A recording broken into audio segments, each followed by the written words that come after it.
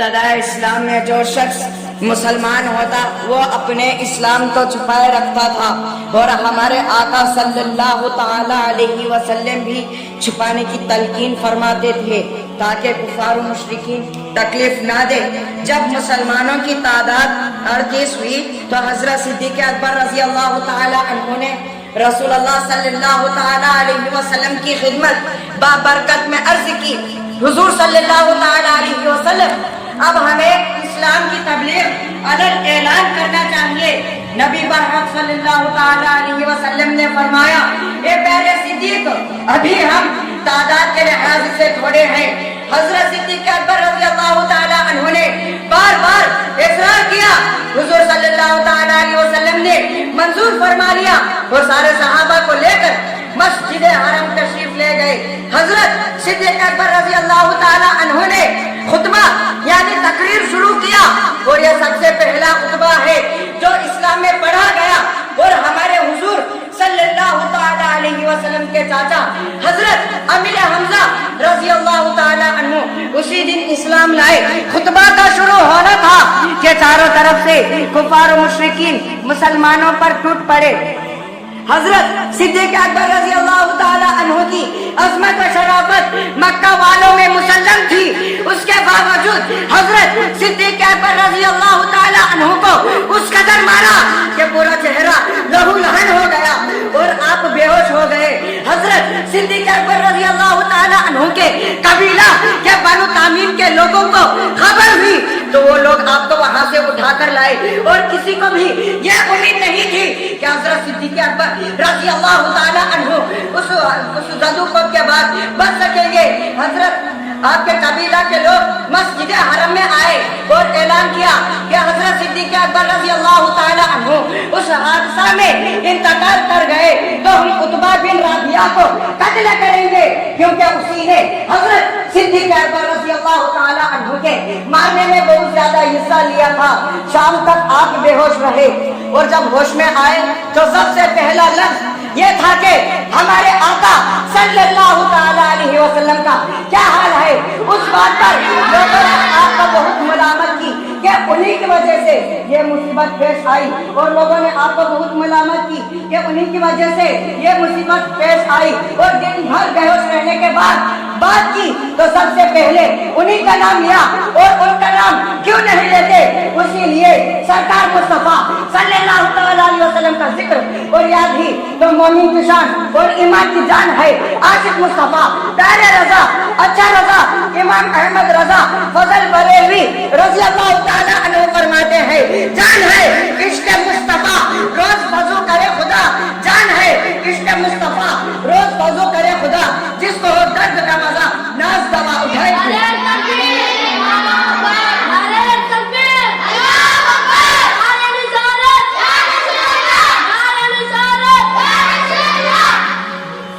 کچھ لوگ اس خیال سے اٹھ کر چلے گئے کہ جب بولنے لگے ہیں تو اب جان بچ جائے گی۔ حضرت ام الخیر آپ کی والدہ محترمہ نے حضرت ام الخیر رضی اللہ تعالی عنہ سے کچھ لوگوں نے کہا کہ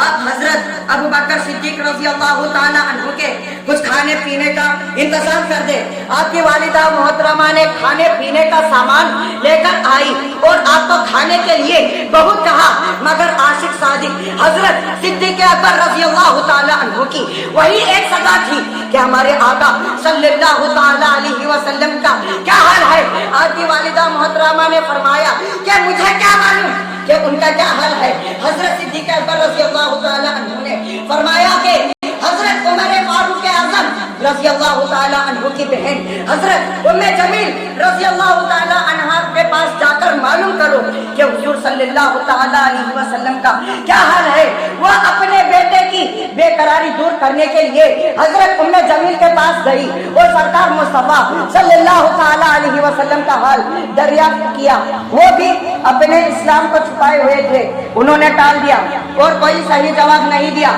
اور کہا کہ اگر تم کہو تو میں چل کر تمہارے بیٹے حضرت ابو بکر صدیق رضی اللہ تعالی عنہ کو دیکھوں کہ ان کا کیا حال ہے۔ انہوں نے کہا کہ ہاں چلو۔ حضرت ام جمیل رضی اللہ تعالی عنہ ان کی گھر گئی اور حضرت صدیق اکبر رضی اللہ تعالی عنہ کی की हालत देखकर बर्दाश्त ना कर सके और रोने लगे। हजरत सिद्दीक़ अकबर रज़ी अल्लाह ताला अन्हु उनसे भी पूछा कि हमारे आका सल्लल्लाहु ताला अलैहि वसल्लम का क्या हाल है। हजरत उम्मे जमील आपकी वालिदा की जानिब इशारा करते हुए फरमाया कि वो सुन रही है। आपने फरमाया उनसे ना डरो। हजरत उम्मे जमील ने कहा कि हमारे हुजूर सल्लल्लाहु ताला अलैहि वसल्लम बखैर व आफियत है। आपने फरमाया इस वक्त कहाँ है। हजरत सिद्दीक़ अकबर हजरत उम्मे जमील ने कहा कि इस वक्त हजरत अरकम के घर तशरीफ रखते हैं और फरमाया कसम अल्लाह की मैं उस वक्त तक कुछ नहीं खाऊंगा जब तक हुजूर सल्लल्लाहु ताला अलैहि वसल्लम की जियारत ना कर लूंगा। खूब फरमाया सरकार आला हजरत इमाम अहमद रजा फजल बरेलवी रज़ी अल्लाह ताला अन्हु ने ए इश्क तेरे सदके जलने से छुटे सस्ते,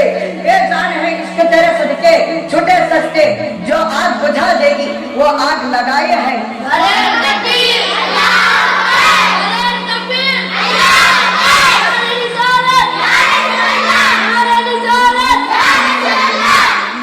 आपकी वालिदा मोहतरमा तो बहुत ज्यादा बेकरार थे कि आप कुछ खा पी ले, मगर आपने कसम खाई कि जब तक हुजूर सल्लल्लाहु ताला अलैहि वसल्लम की जियारत ना कर लूंगा कुछ नहीं खाऊंगा। आपकी वालिदा मोहतरमा ने लोगों की आमदो रफ्त के बंद हो जाने का इंतजार किया ताकि ऐसा ना हो कि कोई आपको देखकर फिर तकलीफ दे। जब रात ज्यादा गुजर गई और लोगों का आना जाना बंद हो गया तो हज़रत सिद्दीक़ अकबर रज़ी अल्लाह ताला अन्हु को उनकी वालिदा मोहतरमा लेकर सरकार अक़दस सल्लल्लाहु ताला अलैहि वसल्लम की खिदमत बाबरकत में हजरत अरकम के घर पहुंचे। आशिक सादिक हजरत सिद्दीक़ अकबर रज़ी अल्लाह ताला अन्हु ने जब अपने आका सल्लल्लाहु ताला अलैहि वसल्लम को देखा तो आका सल्लल्लाहु ताला अलैहि वसल्लम से लिपट कर खूब रोए। आका सल्लल्लाहु ताला अलैहि वसल्लम भी इस्तग़फ़ार हो गए, हत्ता के तमाम हाज़रीन पर रिक्ततारी हो गए और सब रो पड़े।